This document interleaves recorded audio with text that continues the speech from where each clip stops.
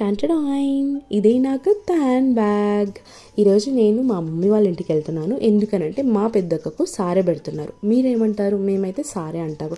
కొంతమంది వడి బియ్యం అంటారు, కొంతమంది బియ్యం పోయడం అంటారు. అట్లా కొన్ని కొన్ని ప్లేస్లలో కొన్ని కొన్ని రకాలుగా అంటారు. మేమైతే సారె అంటాము. మీరేమంటారో కింద నాకు కమెంట్ చేయండి.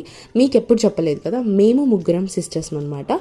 సో ఇప్పుడు సారె పెడుతుంది మా పెద్దక్కకు, అండ్ తిను మా చిన్నక్క, అండ్ నేను లాస్ట్ అనమాట, మూడో ఆమె అనమాట. నేను రీసెంట్గా అని అంటే ఒక 5-6 months ముందు అక్కకైతే బాబు పుట్టాడనమాట. ఒక బేబీ పుట్టిన తర్వాత అమ్మగారింటి నుంచి అత్తగారింటికి వెళ్ళేటప్పుడు ఇలా సారె పెట్టి పంపిస్తారు కదా, మోస్ట్లీ అందరికీ తెలిసే ఉంటుంది.